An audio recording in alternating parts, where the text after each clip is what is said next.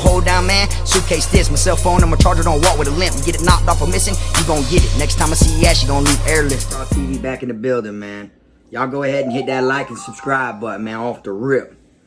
Today I'm gonna speak, a little bit or whatnot, break it down to y'all about hold down men.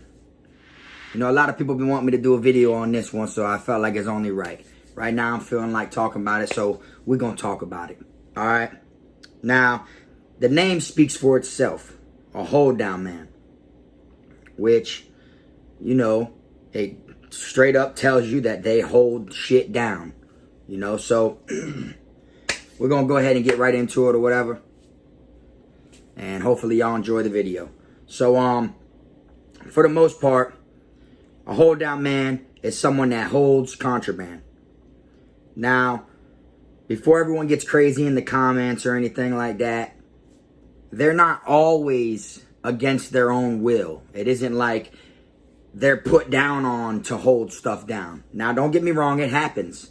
But majority of the hold down men that I had when I was in prison volunteered. They wanted to make some money, or, whether it's to eat, have canteen, or whether it is to support their habit of smoking Tunchi. Regardless, people have their needs in there, so they gonna try to find routes to do what they have to do. So, I had some of the best hold down men, hands down. And I spoke on this before in several videos. I've had ones that literally swallowed a piece of a charger about this big, which we call rat tails, wrapped it up in saran wrap and swallowed it. And I went to snapping on him, and he had a string tied to his tooth and pulled it back up his throat. Like he was tearing and all when he was pulling it out his throat. But to me, that's some extraordinary shit to see. They take it like it's their job when they want that position. So they know what they signed up for. So I've had hold down men that, get rid of shit physically, like boofing it, or they get rid of it like they hide it, they have it on them. There's different routes and different routines that hold down men use. It doesn't always mean because he's a hold down man that he's gonna stick it in them and boof it or nothing like that. 9 out of 10 of them do, but there's other ones that are hold down men that are actually considered the fall man. They know what they signed up for, so they're going to take the rap on going to confinement for this contraband. Now, it's crazy, hold down men. It's just like there's gang members everywhere you go in prison, just like there's drugs everywhere you go in prison, just like there's killers everywhere you go in prison, there is hold down men everywhere you go in prison. Every single dorm you touch down in, I don't care where it is at, there will be hold down men in that dorm. It's that simple. And they know, if they get caught, they got to go lay down. They take the rap for that. They signed up for that shit, And a lot of people do that, It could be for protection. They know they can't survive out here in the wild, in the jungle. So, I'll be his hold down man. People ain't going to fuck with me. Yeah, and that is what it is. People don't mess with people's hold down mans. That's how other people get hurt and wars can start. If one gang runs down on someone and that person or messes with that person, and he ends up being a hold down man of another gang or something like that, it'll start a war.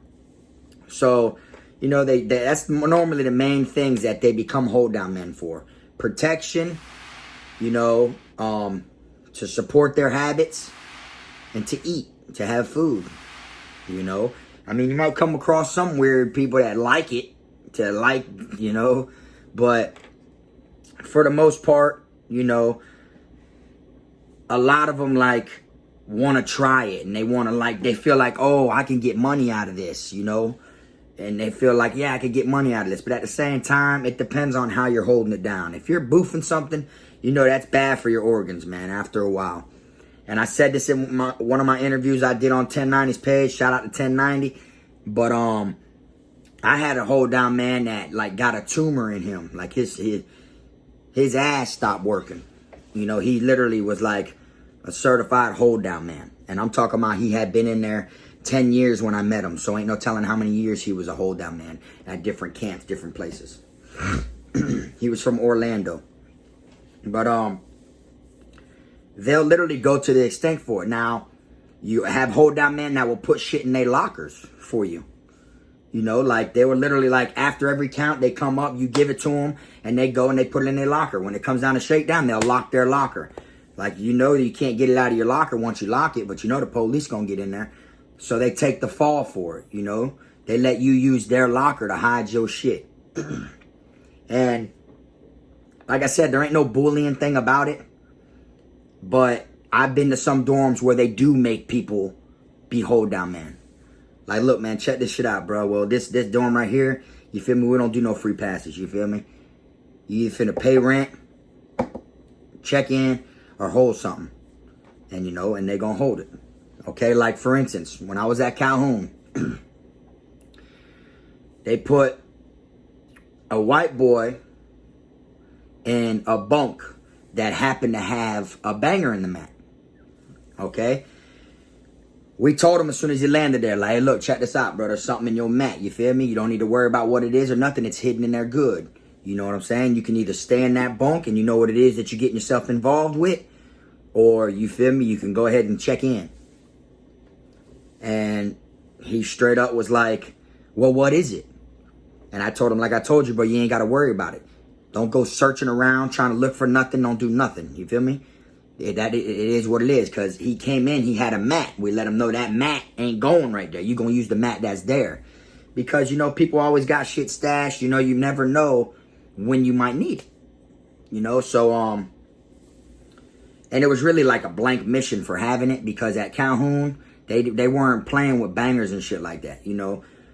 So it was like, I had that shit, though, just in case. So, he's like, all right, fuck it, bro. He's like, yeah, it is what it is. I don't know nothing. All right, that's cool. So he's there for a while, whatnot, you know, fine and dandy. He never got in trouble. He never nothing. You know, they did a shakedown, found it in his mat, and they knew there's no way that he had this knife. So they spared him. They didn't take him to confinement. They knew he don't come off as the type that would have this. So they ended up sparing him. So, one time I was at Charlotte. Had this dude come in. You know, he was a black dude. He came in. He was new to the dorm. And his bunk was a spot where there was like 3 knives hidden. So, we tell him the same thing. Hey, look, check this out, bro. You feel me? You got something in this bunk, bro, that you don't need no business to worry about or nothing like that. You feel me?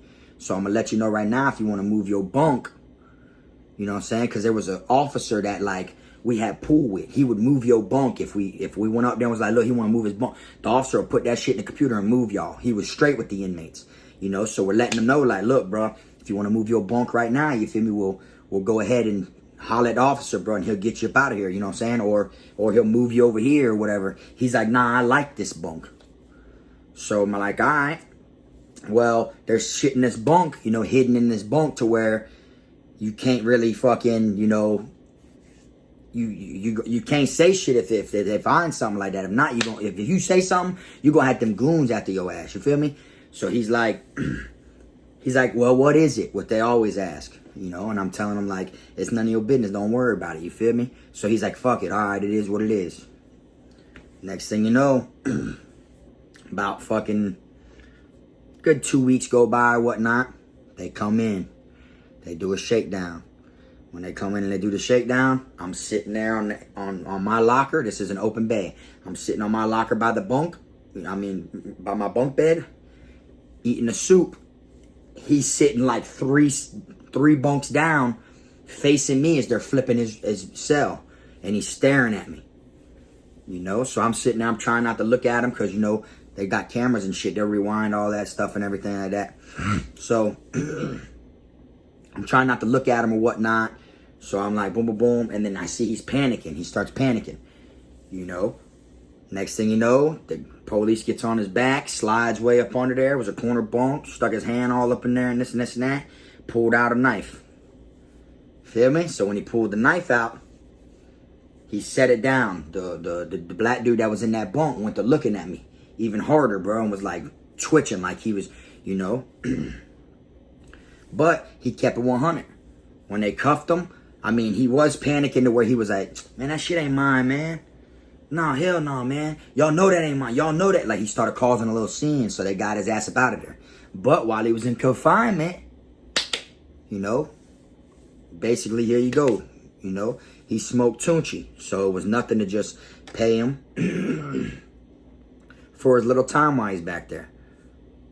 You know, and then that's normally what they like. You always got to take care of your hold down men. They go to confinement for some shit that is yours, or someone you knows, or it could be anything. You know, one of your homeboys could tell you, hey, bro, I'll be right back, bro, and walk on the compound and go to confinement. But you know your homeboy got his banger over there in that bunk. Now they put someone in that bunk.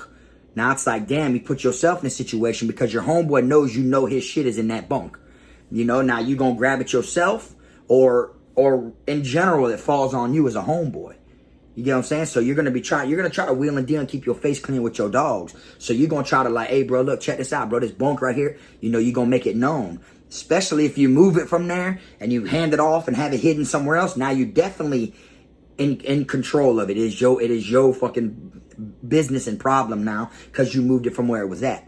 So, you know, you're gonna wanna, you know, make sure you don't wanna let your dogs down, you know, so you tell them like, look, bro, this is what it is, bro. You signed up for this shit. So, but anytime they go to confinement, you look out for them, bro, because then they will get out of the box 30, 60, 70, 90 days later, however long they sit back there. And when they come out, they gonna come see you the day they get out. No matter what part of the compound you are, they will fucking be sliding down there to see where you were at to come holler at you.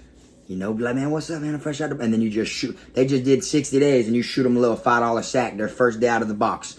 Man, they're locked in with you, bro. If they ever get put back in your dorm,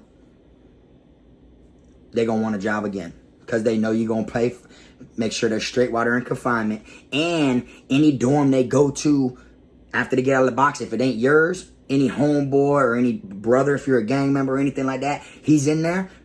It's like he's got a new boss now. He's going to try to work for them. You see? Now, then you put the word in with your dog. Hey, bro, over there, such and such. He'll go ahead and, you know, you let them know and shit like that. So, that's what hold down men are. They're meant to hold contraband, and they take the fall for the shit. It's in their control, their possession. You know, like, and like I said, you have people that, like, when they do shakedowns, this is how it works. When a shakedown is actually taking place, all of a sudden you see them taking people out of the dorm in handcuffs left and right. Those are the hold down men that got their locker. There was something in their locker that shouldn't have been there. And when you look, you'd be like, nah, it'd be old school people. It'd be young cats. It'd be all different types of people. People that you wouldn't even suspect are hold down men. So, you know, and then you'll see them all getting taken out of the dorm one by one in handcuffs. You know, like they'll bring all y'all to the rec yard while they flip the dorm, but then they go and call over the radio, 121 upper, I need inmate such and such from 121 upper. And then now he goes in there, and then you're going to see them walking his ass to confinement. He had something in his locker, and you look at it like, damn, you won't believe how many people were actually hold down men. They're everywhere. They're like their own gang, basically, if you look at it, bro. Like, they're their own gang. And then they get by like that, you know, to where they're so used to, you know, putting it in boofing that shit in their ass they self, to where if they can get paid to do it, they gonna do it. Because people like that, it could be anything. It could be lighters, cigarettes, tattoo guns, bangers, anything you could think of. You know, a hold down man is gonna try to make it happen. You know, and they're used to, you know, making sure they're straight, to where like, oh, I ain't gonna walk from this dorm all the way on the other side of the compound with these 15 cigarettes. Oh, I know what I'm gonna do. Swoop. And they do what they gotta do with it. You know, and then when someone's going to pay them to do that, oh, hell yeah. You know, they're looking at it because all they're trying to do is get high or eat. So they're looking at it like, okay, we ain't had a shakedown in about 35 days. So it's like, to them, that's good. They've been smoking good. They've been eating good. And it's a just in case job, basically. If they come in here, you got to be on beat. You know, if you come in here, you got to be on, you know, like, to where they're like, all right, boom, it ain't nothing, you know. But then when they come in there, they have to know what they're doing. One of my hold down men flopped one time, and he threw a cell phone of mine in I had it in a pair of glasses case, and he threw it in the fucking trash can. You know what I'm saying? I got my phone knocked off that day, but I actually literally went and got it back. I went down on the canteen man because they were the ones that cleaned the dorm to help the COs. And I seen them taking all these trash bags out. So I ended up getting my shit back, you know what I'm saying? That same day. You feel me? Like literally, the canteen man had it. I know that because at first he tried to say, nah, I didn't see nothing. So of course I upped on him. Like, fuck, I ain't come here for nothing. You feel me? And then he was like, all right, bro, look, check this out. Because who ain't gonna check the trash? Like, these officers are taking nothing but contraband from us and making a pile of trash. And you're in there working for them. You ain't gonna sit there and tell me you ain't looking at that trash. Boy, there's stuff in there. If they're taking it, it's shit worth money. And you know, you're an inmate at the end of the day. So I ended up getting my shit back or whatnot. And it had me, it threw me because at that time, my hold down man was a gang member, you feel me? He was a gangbanger. And he literally just like, oh, bro, just let me text my peoples, man, you know, once a week, bro, to have him send that check. It ain't no problem, I got you. Anytime I'd want him to ask him if he want to get on, he never want to get on. He never want to get on. You know, he wasn't the type for the phone. He only hit them up when he need money. All week he just get high off Tunchi. He didn't care. But he was literally a hold down man, and I didn't gangbang. So like that made people in there respect me because I had a gang member as a hold down man.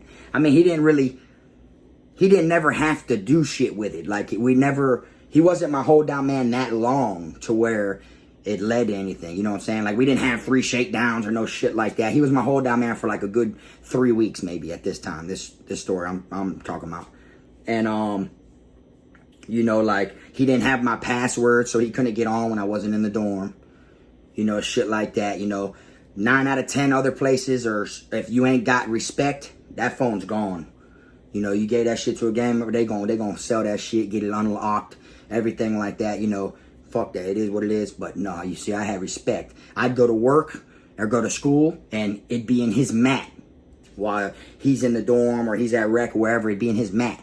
You feel me? So like, when they did the shakedown, what got me so hot about the situation is, yeah, he took it out of the mat or whatever, and I seen him on the rec yard when we was on the rec yard about to do shakedown. He told me, man, I threw it in the trash, I guess.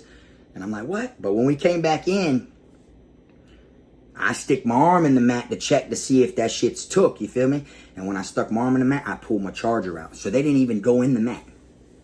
So it shows the phone could have went in there, but it didn't. He was scared about it, so he flopped or whatever, but I got it back. So, they literally, like, didn't even take my rat tail charger. And then when my dog Sean went to confinement, I sent him his phone back there with that same rat tail. So he can charge his phone back there, you feel me, with a battery pack. And he fried his phone. But they usually, like, when they come through or whatnot, you know, the way they do the shakedowns and shit, what they do is they'll rip your mats wide open. You'll have cotton laying everywhere and shit like that, or whatever the stuff is in it and stuff like that. But normally they'll just come through maybe with dogs, have dogs jump up on both bunks, the top bunk, the bottom bunk. And these are dogs that sniff like cell phone devices and shit like that. They're like trained to sniff devices and stuff. So they'll go like this and metal wand a couple times and just clear it. You know, like they'll metal wand over a bunk, go to the next one. So, but there's so many officers doing it that, you know, they can't get it all because they'll think these 3 officers just did these 4 bunks.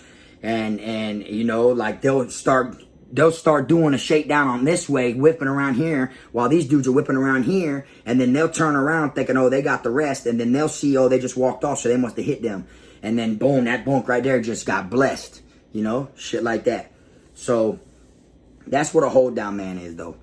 They known to, like, you know, take that shit and hold it and do what they got to do with it. It is it's their job description. And like I said, they're everywhere like gangs, you know, and they're not all forced to do it. Anywhere you go, people know you get money and you make plays and you have phones. There's going to be so many people that are going to ask you for a job.